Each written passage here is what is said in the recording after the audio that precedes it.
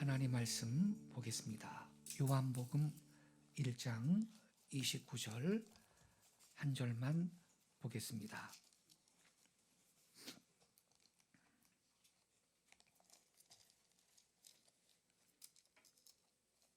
같이 읽겠습니다. 시작. 이튿날 요한이 예수께서 자기에게 나아오심을 보고 이르되 보라, 세상 죄를 지고 가는 하나님의 어린 양이로다. 아멘.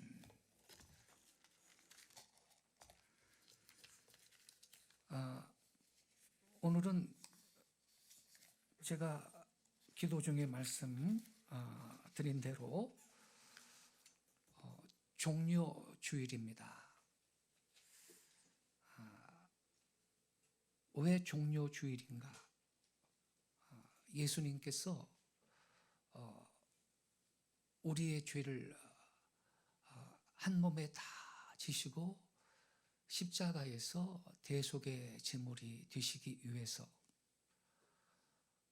예루살렘 성으로 입성하실 때 주님을 따르던 유대 백성들이 종려나무 가지를 흔들면서 호산나 다윗의 자손이여 찬양하리로다, 주의 이름으로 오시는 이여, 이렇게 큰 소리로 예수님을 환영을 했습니다. 그래서 오늘을 종려주일이라고 합니다. 예수님은 이렇게 예루살렘 성으로 입성을 하시고 신문을 당하고 조롱을 당하시다가 이번 주 금요일에 십자가에 달려 물과 피를 다 쏟으시고 죽으셨고, 토요일에 무덤에 계셨고 주일 아침에 부활하셨습니다. 그래서 이번 한 주간은 고난 주간입니다. 우리 기독교 신자들이 이 한 주간은 주님의 이 십자가의 고난을 깊이 묵상하는 가운데 경건하게 한 일회를 보내실 수 있기를 바랍니다. 오늘은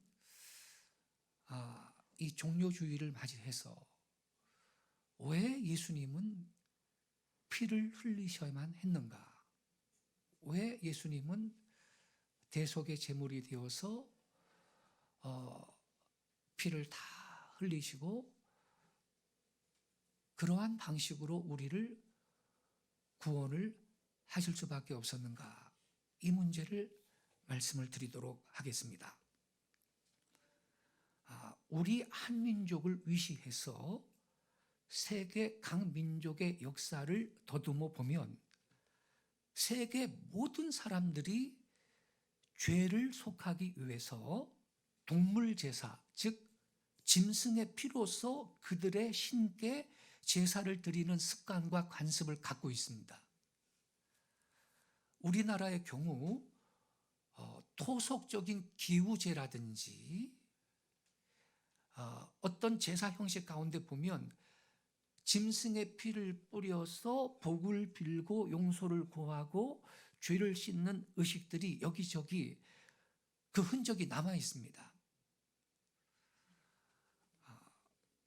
프레이저 교수는요, 더 골든 바우라는 그의 책에서 말하기를 세계 인구의 90%가 종교적인 경축일에 피를 뿌리며 제사를 드렸다, 이렇게 썼습니다. 기독교 인류학자인 알렉산더 그리골리아 박사는 세계 인구의 95%가 피로써 신께 제사를 드렸다, 그분도 이렇게 결론을 내렸습니다. 즉 세계 모든 사람들은 신께 죄를 짓거나 악을 행했을 때 어떤 종류의 피든지 꼭 피에 의해서만 속죄를 받는다는 신앙과 관습이 있다는 것입니다. 그렇다면 여러분, 이렇게 세계 대부분의 민족들이 지니고 있는 이 피로서 죄사함을 받는다는 이러한 의식은 어디에서 기인했을까요? 단순히 동시다발적으로 우연히 생긴 미신적인 습관일까요? 아니면 어떤 역사적인 그리고 성경적인 근거가 있을까요? 있습니다. 그 해답은 성경에서 찾아볼 수 있는 것입니다. 그건요, 인간을 창조하신 하나님께서 죄로 말미암아 멸망받을 인간들한테 다시 구원받을 수 있는 방법을 가르쳐 주셨는데, 그게 뭐냐? 바로 피로써 죄를 속함받을 수 있다고 하는 것입니다. 창세기 3장에 보면요, 첫사람 아담과 하와가 범죄해서 선악을 알게 하는 나무의 실과를 뱀의 말을 듣고 따먹었습니다. 그들은 빛의 옷을 입고 있었습니다. 그래서 이 빛광자를 보면요, 이 첫 번째 사람인데 빛이 이렇게 솟고 있습니다. 빛광자가 그런 의미를 갖고 있습니다. 범죄하자 그의 육체에서 영광이 떠나버리니까 나체가 드러납니다. 그래서 수치심을 느끼게 되고 두려움도 찾아왔고, 무화과 나뭇잎을 따서 치마를 해서 입었습니다. 그리고 동산 나무 사이에 숨었습니다. 에덴 동산 중앙에는 생명나무도 있었는데요, 범죄한 그들이 생명나무 실과마저 따먹는 것을 절대로 하나님은 허락하실 수가 없는 것이었기 때문에 하나님은 그들을 에덴에서 추방하셨습니다. 금자를 한번 보여주세요. 한자로 금자에, 금알금자에 이 역사적인 사실이 남아있는데, 여러분 저 금자 보세요. 나무 두 개 밑에 보일 시자가 있습니다. 시범을 보인다 그럴 때 이 보일 시자인데, 보일 시자 위에 나무 두 그루가 있어요. 첫 번째 나무는요, 생명나무예요. 두 번째 나무는 선악을 알게 하는 선악과 나무예요. 맨 처음에 하나님은요, 선악을 알게 하는 나무의 실과를 먹지 마라, 그거 금지했거든요. 근데 아담과 하와가 따먹고 범죄했어요. 이 상태에서 생명나무 가실까지 따먹는 걸 하나님은 허락할 수가 없어요. 그래서 두 번째 나무는 생명나무를 말하는 거예요. 저 나무가. 그래서 두 그루 나무 밑에 보일 시자가 있는 것입니다.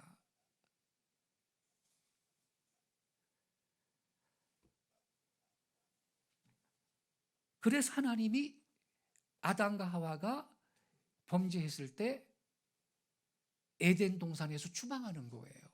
생명나무 가시를 따먹지 못하도록 하려고. 그런데요,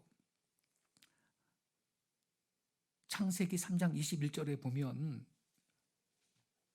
하나님께서는 아담과 하와를 낙원에서 추방하시기 전에 친히 그들에게 가죽옷을 지어 입히셨다고 기록하고 있습니다.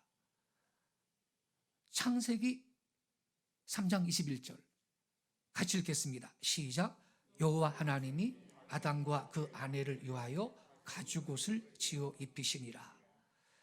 여러분, 이 사건을 주목하셔야 됩니다. 하나님께서 아담과 하와한테 가죽옷을 지어 입히시기 위해서는요, 먼저 죄는 진 적도 없고 죄가 뭔지도 알지도 못하는 짐승 한 마리가 희생이 되어야 했습니다.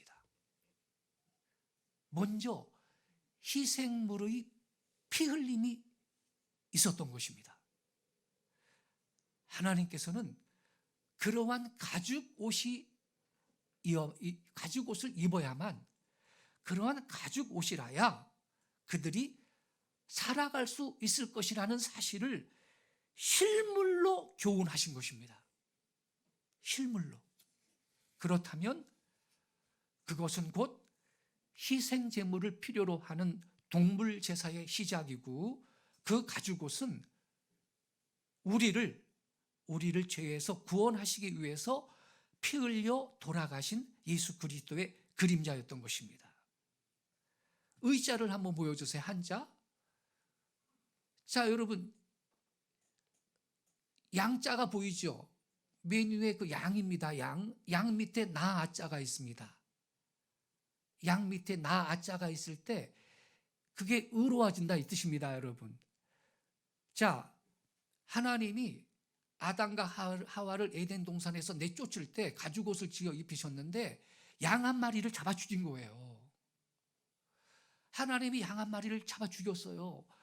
죄는 진 적도 없고 경험한 적도 없는데 양 한 마리가 고통 중에 피를 쏟고 죽었어요. 그래서 가죽옷이 나왔죠. 그 가죽옷이 아담의 수치를 가려줬어요. 네.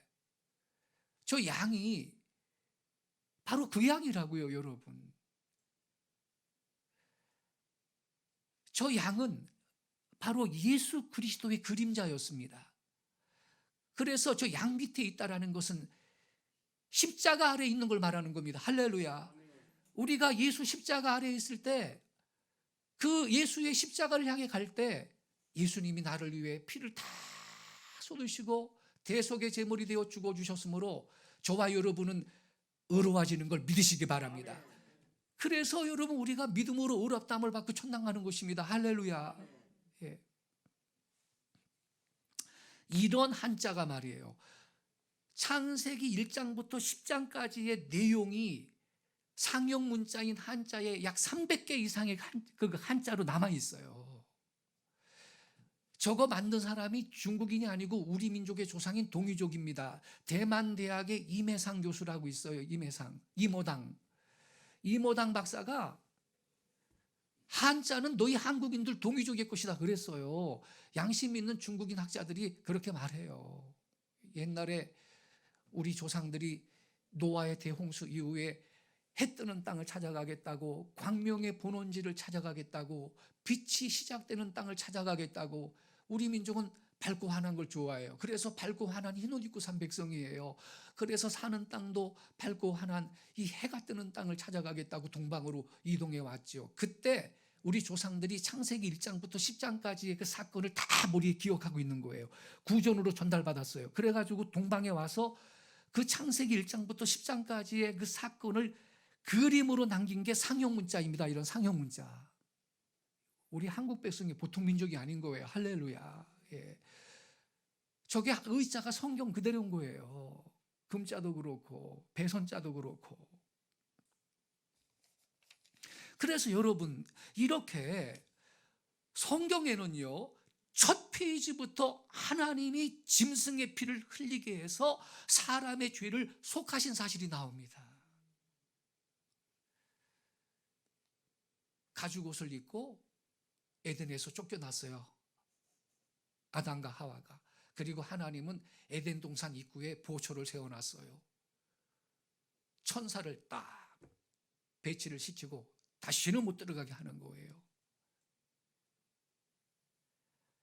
이제 아담과 하와가 범죄했기 때문에 땅도 저주를 받아 가시덤불과 엉겅퀴를 내고, 아담아 너는 이마에 땀이 흘러야 너는 살 수 있다 그랬어요. 이 아담이 범죄했기 때문에 이러한 저주가 들어왔어요. 예.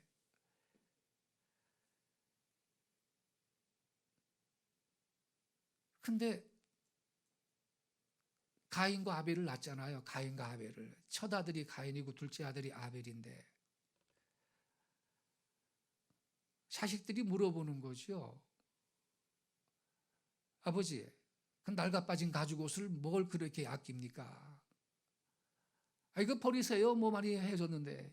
이놈아, 이게 어떤 옷인지 아느냐? 메이드 인 에덴이다, 이놈아. 이거 하나님이 친히 제작해 주신 옷인데 이걸 어딜 버리라 그래요, 이놈들이? 에?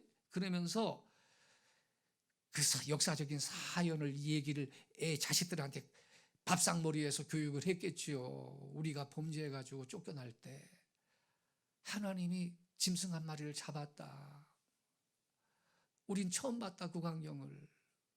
알고 보니까 내 가죽 옷을 만들어 주신 거야. 이게 그 옷이야, 이놈들아. 이거 옷이. 그 양은 그 양 한 마리는 결국 나 때문에 죽은 거야. 나 때문에. 내 가죽 옷이 되기 위해서 죽은 거야. 그래서 이 수치를 가리고 이 가죽 옷을 입고 네 부모가 이렇게 살아온 거야, 이놈들아. 그래서 우리도 하나님 앞에 죄 사함을 받으려면 짐승 한 마리를 제물로 바치는 거야. 그래서 이 짐승은 나 때문에 내 죄를 짓고 대신 죽는 겁니다. 그래서 그러한 믿음을 갖고 제물을 바치면 하나님이 그 제물을 받으시고 내 죄를 용서해 주시는 거야. 그래서 그 아까 한자 오를 의자 보셨죠? 양 밑에 양을 제물로 바쳐야 내가 의로워지는 거예요. 이거를 교육을 받은 거예요. 가인과 아벨이 자기 부모한테 이 교육을 받았어요. 너희들도 그러니까 제사를 제대로 드려야 돼. 흠없는 양 한 마리를 하나님 앞에 제물로 바쳐야 되는 거야. 알았습니다. 그랬는데 아벨은 그대로 했지요. 양의 첫 새끼와 기름으로 하나님 앞에 제물을 바쳤는데 가인은요, 지멋대로 제사를 했어요. 땅의 소산물로 배추고 부추고 무고 마늘이고 이런 거 상다리 부러지게 올려놓고 암만 제사해봐야 그 피 흘림이 없는데 죄사함을 받겠어요? 그러한 제사 방식을 하나님이 제정하셨어요? 왜 지멋대로 예배해요? 하나님이 제정하시고 요구하신 방식대로 예배를 해야죠. 그래서 여러분 창세기 4장 3절에 보면 아벨만 그 교훈을 믿음으로 받아들였고, 그래서 히브리서 11장에 보면요, 믿음으로 아벨은 가인보다 더 나은 제사를 드렸다. 이 말씀이 그겁니다. 할렐루야. 더 나은 제사, 피 흘림이 있는 제사를 하나님께 아벨이 드린 것입니다. 물론 하나님은 가인의 제사를 받지 않으셨죠. 아벨의 제사만 받으셨습니다. 여러분, 이렇게 동물 제사의 규호는 사람한테 있는 게 아니고 하나님께 있어요. 그것은 인류 역사의 벽두에 첫사람 아담이 범죄했을 때 하나님께서 친히 제정하신 방식인 것입니다. 하나님은 처음부터 범죄한 인간은 피로서만 죄 씻음을 받고 구원받을 수 있음을 가르쳐 주셨던 것입니다. 후에 노아 홍수 후 인류가 바벨탑을 쌓습니다. 하나님은 분명히 흩어지라 그랬거든요.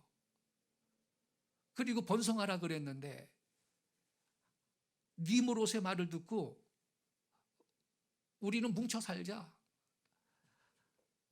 탑 꼭대기를 하늘에 닿도록 높이 쌓고 요 대꼭대기가 보이는 한계는 벗어나지 말고 우리는 하나의 세계를 만들고 뭉쳐 살자. 이 함의 손자 니므롯이 그렇게 주동을 했습니다. 여기에 다 동의를 해가지고 신할 평지에 직결해서 탑을 쌓았는데 하나님 보시니까 참 가관이거든요. 네, 하나님을 거역하는 행위거든요. 그래서 언어를 혼잡하게 하니까 말이 달라져 버렸어요. 그래가지고 어쩔 수 없이 언어가 통하는 족속끼리 흩어졌지 않습니까? 예, 그래서 이 하나님의 심판으로 달라진 언어를 따라 전 세계로 흩어질 때 그들은 바로 이 동물 제사법에 대한 관습을 갖고서 세계로 흩어졌던 것입니다. 그리고 세월이 지나감에 따라 점차 그 내용이 변질되고 왜곡되지요.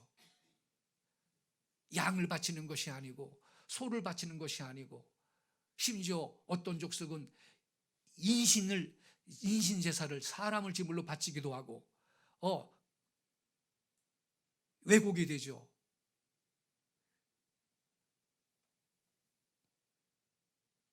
그래서 여러분, 바로 이것이 세계 대부분의 민족이 오랜 옛적부터 갖고 있는 피를 흘려서 희생을 바치는 동물 제사 관습의 기원인 것입니다. 그러니까 세계 각 민족이 갖고 있는 이 동물 제사법은요, 우연히 생긴 거, 그것도 동시다발적으로 우연히 생겼나? 그럴 수 없는 거예요. 모든 민족이 그걸 갖고 있는데 그런 관습을요? 이거는 뭐 우연히 생긴 그런 미신적인 습관이 아니고 사실은 원래 천지 만물을 창조하신 여호와 하나님께 그 시원적인 뿌리가 있는 것입니다. 가죽옷, 거기 있는 것입니다. 그 가죽옷은 양 한 마리가 죽어서 생겼는데 먼 훗날 저와 여러분을 구원하기 위해서 대속의 제물이 되어 피 흘려 죽으시는 예수님을 예표했던 것입니다. 그래서 오늘 본문의 세례 요한이 뭐라 그랬어요? 보라, 세상 죄를 지고 가는 누구의 어린 양이로다? 하나님의 어린 양이로다. 그러니까 여러분, 창세기 3장 21절에 가죽옷이 나오는데 그 가죽옷이 예수님을 예표했으니 우리가 보통 마태복음부터 복음이라고 생각하지만 창세기부터가 사실은 복음인 것을 깨닫기 바랍니다. 얼마나 놀라운 주님의 은혜인지 몰라요. 하나님은 인간이 범죄하자마자 벌써 예수님을 등장시키고 계시는 것입니다. 가죽옷을 통해서. 할렐루야. 예.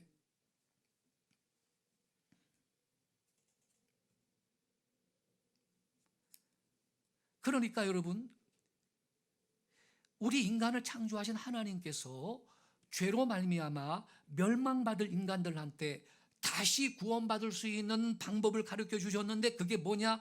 바로 피로서만 죄 사함을 받을 수 있다고 하는 것입니다. 성도 여러분, 기독교의 상징은 십자가이고요, 기독교는 피의 종교입니다.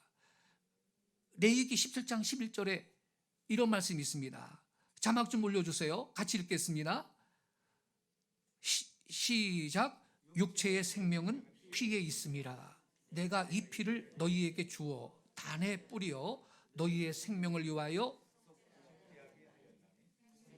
피에 있으므로 피가 죄를 속하느니라. 아멘이십니까? 하나님 말씀이에요. 육체의 생명은 피에 있다. 이건 여러분 현대 과학도 말하는 거예요. 사람은 생명이 피에 있다는 것입니다. 피가 쏟아지면 뭐 다 죽습니다.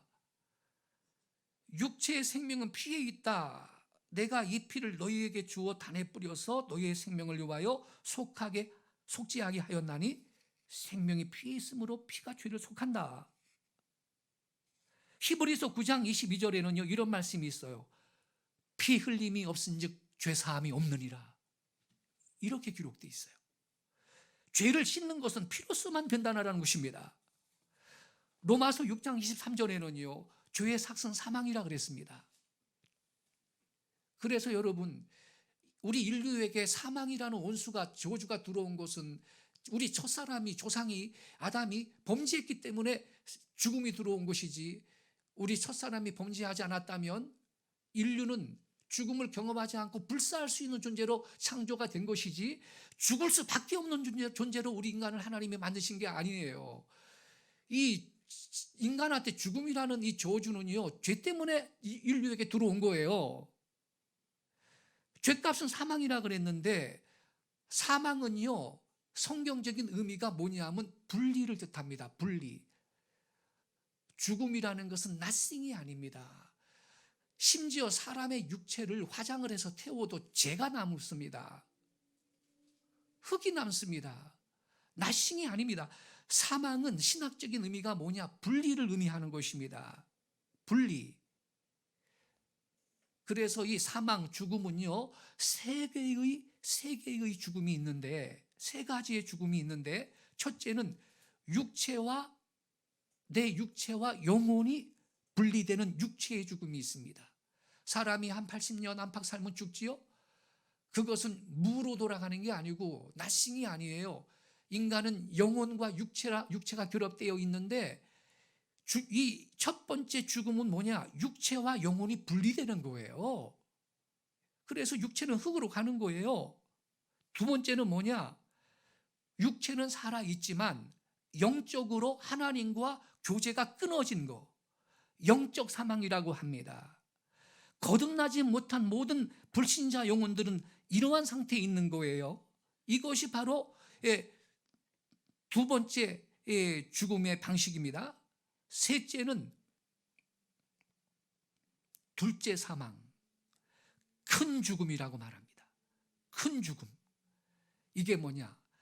장차 구원받지 못한 불신자 영혼들이 다 부활해요.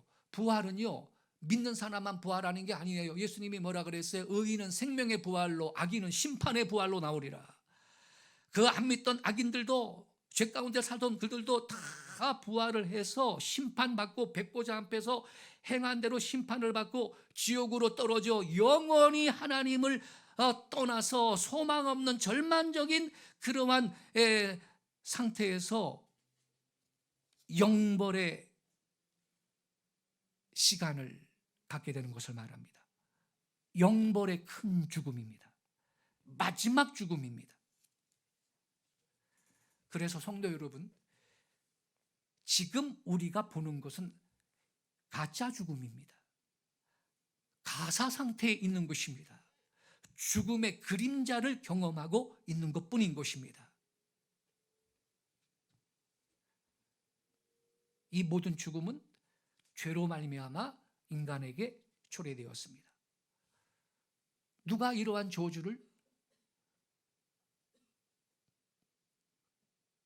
우리 인류 가운데 경험하게 했습니까? 사탄입니다. 하나님과 인간을 사단이 이간시켰습니다. 아담한테 그랬습니다. 하와한테 그랬습니다. 먹어봐.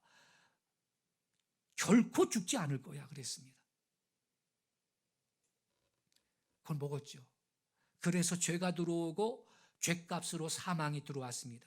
그것이 세력이 되어 하나의 왕국을 이루고 세력권이 되어서 우리 인류를 사망 권세 아래 살게 한 것입니다.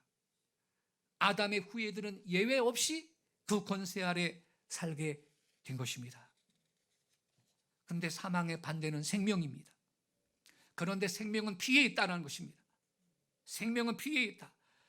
그리하여 피가 인간의 죄를 대속한다는 것입니다. 죄값은 사망인데 피는 생명이에요. 피는 생명을 대표하기 때문에 사망을 초래하는, 죄를 씻는 것은 생명을 대표하는 피만이 할 수가 있는 것입니다. 그러므로 이 피가 사람들의 죄를 대속해서 하나님과 떨어졌던 멸망받을 인간들을 다시 하나님과 연합해서 영생을 얻게 하는 것입니다.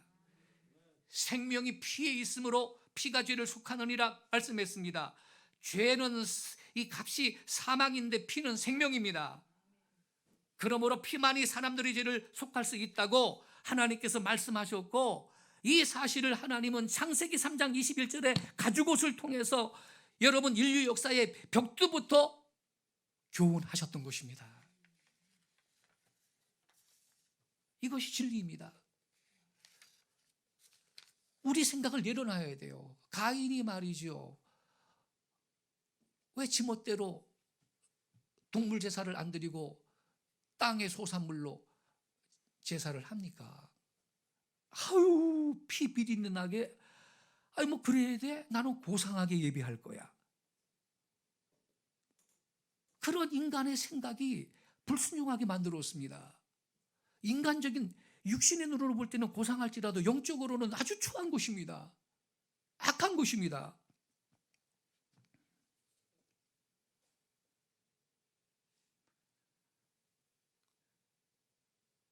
앞서 말씀드렸듯이 아담과 하와가 죄를 범한 뒤에 무화과 잎으로 치마를 엮어가지고 자기들의 벌거벗은 것을 가렸습니다. 여러분, 그 나뭇이파리가 말이죠, 수치를 가린들 며칠을 가겠어요? 며칠을 가겠어요? 하나님이 근데 가죽옷을 해 입혔어요. 이거는 반영구적이에요. 할렐루야. 아주 튼튼한 쇠무 옷을 해 입으신 거예요. 할렐루야. 예? 그러니까 인간의 방식으로 아무리 의롭게 좀 인정받으려고 애를 써도 그거는 다 한계가 있고 그거는 유효하지 못하다라는 뜻인 걸 깨닫기 바랍니다. 가죽옷만 유효한 것이죠. 가죽옷, 이 무화과 나무 잎으로 하체를 가리고 더군다나 이제 숲속에, 나무 숲속에 숨어 있어요. 이때 하나님이 친히 찾아가셔요. 아담아, 내가 어디 있느냐 물으시면서 찾아가셔요. 그리고 사람이 만든 그 의복을 벗겨버리고 이 짐승 잡아가지고 그 피를, 그 양의 피를 다 쏟게 한 다음에 그 가죽으로 죄의 수치를 가리게 하는 옷을 해 입히셨거든요. 가죽옷이 예수라 그랬지요. 여러분, 예수의 피공로만이 우리의 죄를 영원히 가린다는 뜻인 걸 깨닫기 바랍니다. 무화과 나무 잎옷 안 되는 거예요. 그거는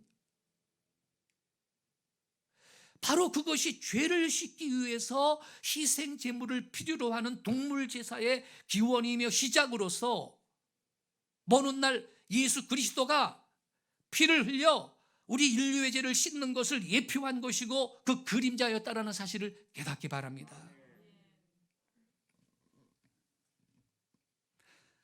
아벨은 아버지 아담한테 배운 방식대로 양을 잡고 그 피를 흘려서 속죄 제물을 바친 거로 하나님이 그 제물을 연락하셨습니다. 가인의 제물은 하나님이 받지 않았죠. 그럼 가인은 내 예배가 왜 연락이 안 됐는가? 그 원인을 찾고 내가 이거 내 멋대로 예배해서 그렇구나. 그리고 회개하고 자기도 동물로 제사를 드리면 될 거 아닙니까? 그런데 시기 질투가 나가지고 동생 아벨을 들에서 쳐 죽여버렸습니다. 아벨은 최초의 순교자가 되었습니다. 아벨은 가인에게 쳐 죽임을 당했어요. 여러분, 이것도 세상 죄를 지고 가는 하나님의 어린 양이신 예수 그리스도를 예표하고 있는 것입니다. 아브라함이 모리아 산상에서 자기의 독자 이삭을 하나님의 명령에 의해 제사를 지내려고 했을 때 하나님이 아브라함한테 그랬거든요. 100세에 낳은 아들인데 말이죠. 야, 너 그 아들 독자를 내가 지시하는 한 산에 가서 번제로 바쳐라 그랬어요. 아브라함이 순종합니다. 그 다음날 아침에 일찍 일어나가지고 이삭을 데리고 산으로 갑니다. 이삭을 결박을 하고 칼로 잡으려고 그럴 때 하나님이 아브라함아 그러면서 아이한테 손대지 말라고 말리시면서 네가 나를 사랑하는 줄 안다 그러셨죠. 그리고 하나님이 뒤에다가 수양을 예비해놨는데 그게 뿔이 걸려가지고선 꼼짝 못하고 있는데 그 수양을 대신 잡아가지고 제사를 지내도록 하셨습니다. 이것도 예수 그리스도의 피가 인류의 죄를 대속할 것을 예표한 것입니다. 출애굽기 사건은요, 하나님께서 이스라엘 민족을 애굽에서 탈출시킨 것인데 이 바로가 마음이 완악해요. 아주 강팍합니다. 그래서 하나님께서 애굽에 10가지 재앙을 내리시는데 그 마지막 재앙이 뭐죠? 장자가 죽는 재앙이에요. 아무튼 초태생은 다 죽어. 사람의 아들이든 동물의 첫 번째 새끼든 초태생은 다 죽는 거예요. 천사들이 칼을 두고 다니면서 다 죽여버리는 거예요, 이 장자를. 근데 그때 이스라엘 사람들은 양을 잡아가지고 그 피를 문설주와 문인방에 바르도록 했고 그 피를 바른 집만 천사들이 그냥 패스오버했어요. 그래서 그 6월절이에요. 예? 죽음이 피해가는 거예요. 그래서 여러분, 그때부터 이스라엘 사람들이 6월절을 지켜오고 있는 것입니다. 여러분, 어떻게 구원을 받았나요? 무엇으로 구원이 있었습니까? 기도함으로써 구원이 되는 것입니까? 눈물 많이 흘림으로 통곡함으로 구원이 되나요? 아닌 것입니다. 새로운 민족적인 결의를 가지고 이제 우리가 깨끗하게 살고 바르게 살겠나이다 하는 그런 도덕적인 결심과 결과라서 이스라엘 사람들이 구원받은 것입니까? 아닌 것입니다. 피 때문에 받았습니다. 할렐루야. 피 때문에 그들이 구원받은 것입니다. 그것은요, 우리한테 중대한 것을 가르쳐주고 있는 것입니다. 우리가 죄와 죽음의 문제를 해결하고 영생에서 천국에 들어갈 수 있는 단 하나의 길은 뭐냐? 어린 양 예수의 피공로를 마음속에 믿을 때 바로 그 사람만 믿음으로 구원을 받을 수 있다는 사실을 성경은 가르쳐주고 있는 것입니다. 할렐루야. 신약 성경은요, 그리스도의 피가, 예수의 피가 255번 언급되어 있는데, 그래서 신약 성경에서 예수의 피를 뽑아버리면 마치 사람에게서 심장을 빼버린 것 같이 죽어버리는 것이 되는 것입니다. 여러분, 성경은 피 묻은 십자가, 피 묻은 책입니다. 창세기부터 요한계시록까지 성경은 피의 강이 흐르고 있습니다. 성만찬의 포도주는 예수의 피를 상징하고 있는 것입니다. 예수님이 말씀하셨습니다. 이 잔은 내 피로 세운 새 언약이니 이것을 행하여 마실 때마다 나를 기념하라. 예수께서 말씀하셨습니다. 그래서 기독교를 피의 종교, 피 묻은 종교라고 합니다. 여러분, 기독교는 무슨 사상에서 나온 게 아니에요. 신화에서 무슨 소설에서 나온 것도 아니에요. 이거는요, 하나님의 아들이 육신이 되어서 우리 가운데 사시고 고난 받으시고 그분이 십자가를 지셔서 피를 흘리시고 그 보혈로서 우리의 죄를 씻으신 것입니다. 그래서 여러분, 이것은 진실로 사건이지 사상이 아닌 것입니다. 기독교는 사상이 아니에요. 무슨 이념이 아닙니다. 무슨 주의가 아닙니다. 사실인 것입니다. 피 묻은 사건입니다. 피 묻은 사실인 것입니다. 그래서 세상의 여타 모든 종교는 이즘이라고 합니다. 이즘. 그러나 기독교는 이즘이라고 부르지를 않습니다. 유교는 컨퓨시아니즘, 불교는 부디즘, 힌두교는 힌두이즘, 마호메교는 마호메디즘, 신도는 신도이즘, 무속 종교는 샤머니즘, 그러나 기독교는 크리스티애니티라고 합니다. 왜? 기독교는 사상과 인간의 어떤 주의 사상이 아니기 때문입니다. 할렐루야. 이것은 피 묻은 사건에 기초하고 있는 것입니다. 세례 요한이 오늘 본문에 보세요. 예수님을 증거할 때 뭐라 그랬나요? 보라, 세상 죄를 지고 가는 하나님의 어린 양이로다.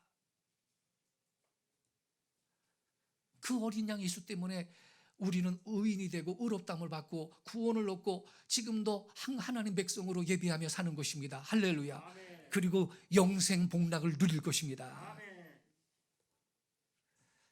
그런 거로 구약 시대에 구약 종교가 가리키는 제사 제도는요, 장차 세상에 다가올 이 예수의 피를 예표했던 것입니다.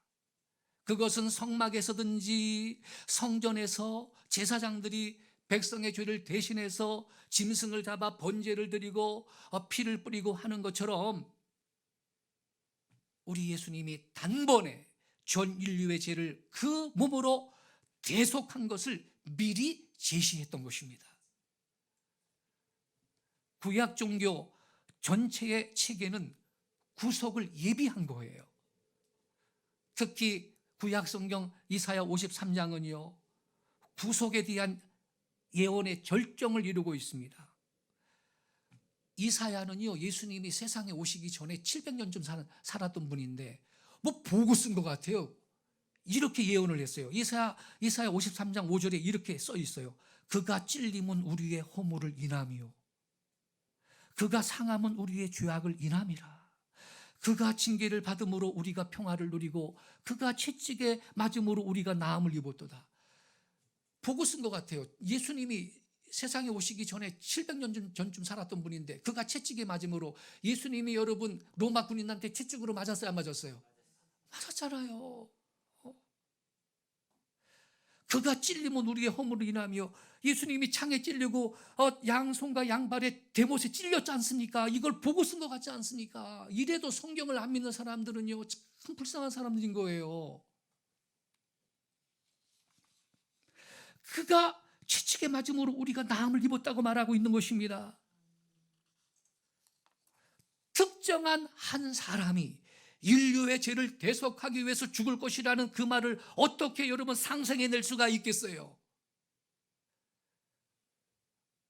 이건요, 하나님께서 앞으로의 역사적인 사실에 대해서 사실대로 미리 계시하신 것입니다. 인간의 추리로나 무슨 상상으로 이런 것을 어떻게 강렬하게 말할 수가 있겠어요? 그럴 사람은 없습니다. 신약에도 약속이 있는데요, 그 약속은 피로 세운 것으로서 성만찬 때 예수님이 이것은 내 피로 세운 새 언약이다, 이렇게 말씀하셨던 것입니다. 그런 거로 여러분, 성경은 피의 약속의 책입니다. 구약은 옛날 약속이고 신약은 새 약속입니다.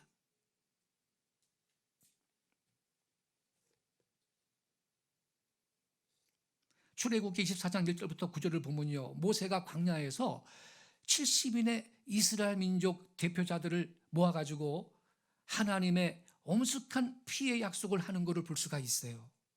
그것은 율법의 약속입니다. 모세가 여호와의 모든 말씀과 율례를 백성한테 고하자 그들은 한 소리로 그 모든 것을 다 준행하겠다고 응답했습니다. 다음날 아침에 모세는 소를 잡아서 번제로 여호와께 드리게 하고, 피를 취하여 반은 단에 뿌리고 반은 여러 양푼에 담아 백성들한테 뿌렸습니다. 그때 모세가 말하기를, 이는 여호와께서 이 모든 말씀에 대하여 너희와 세우신 언약의 피니라 그랬습니다. 하나님이 말씀하신 것에 대해서 백성들이 응답하였고, 이걸 피를 뿌려서 피의 언약으로 한 것입니다. 이게 구약입니다. 그래서 여러분, 기독교는 피로 약속하는 종교인 것입니다.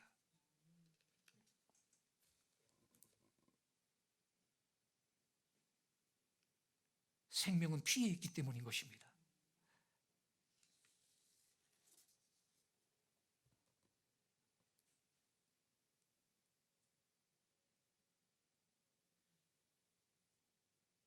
예수님은 그의 흠없는 피를 우리를 위해 다 흘려서 대속의 제물이 되었습니다.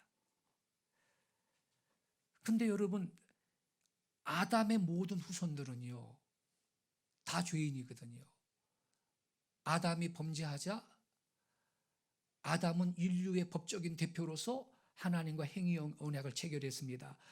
아담아, 이 선악과 먹으면 안 돼. 먹는 날은 정령 죽으리라. 아멘. 네, 알겠습니다. 그런데 뱀의 말을 듣고 선악과를 따먹었어요.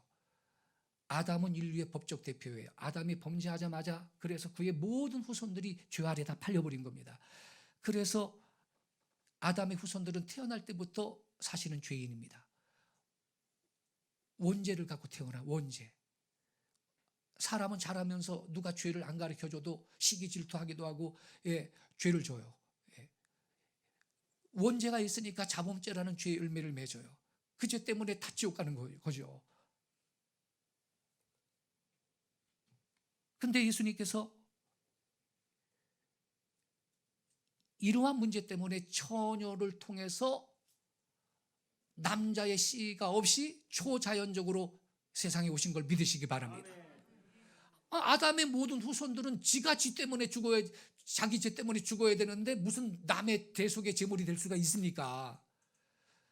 자기가 다 죄인인데, 자기가 자기 죄 때문에 죽어야 될 죄인인데 어떻게 인류의 죄를 다 대신 주고 대속의 제물이 될 자격이 있는 인간이 아무도 없어요. 그래서 하나님께서 그의 외아들 예수를 처녀의 몸을 통해서 성령으로 초자연적으로 잉태하게 하셔서 원죄 없는 예수님이 이 땅에 인간의 모습으로 태어나셨고, 그분이 참된 메시아이고, 그래서 그분이 피를 흘림으로 우리는 구원함을 받은 것을 믿으시기 바랍니다.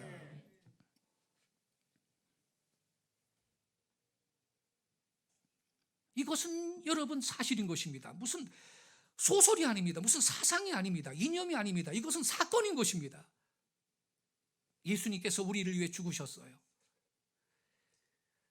그리스도의 피로 우리는 하나님의 양자가 되었고 그의 신부가 되었어요.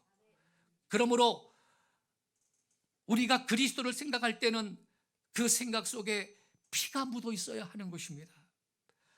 함부로 뇌까리듯 지나가는 말로 가볍게 예수의 이름을 부를 수가 없는 것입니다. 우리는 주 예수를 생각할 때마다 가슴이 뜨거울 정도가 되어야 하는 것입니다. 그리고 그리스도를 증거할 때 피 묻은 증언이 되어야 하는 것이에요. 우리들의 신앙이 피 묻은 신앙이 되어야 하겠습니다. 우리가 주 예수를 따라가는 것은 피의 발자취이어야 하는 것입니다. 우리의 생애 또한 피 묻은 생애가 되어야 할 줄로 믿습니다. 그리스도의 남은 고난을 내 유치에 채운다는 사도 바울의 고백이 그러므로 내 고백이 될 수 있기를 바랍니다. 우리는 예수를 믿을 때 장난하듯이 믿을 수가 없는 것입니다. 기분 날 때는 예배당 가고 기분 나쁘면 안 가고 돈 쓰다 남은 거 있으면 헌금하고 그렇게 믿어서는 안 되는 것입니다. 우리는 피 묻은 십자가를 안고 피 묻은 생애를 살아야 할 사람들인 것입니다. 측량할 수 없는 구원의 은총을 받았기 때문입니다.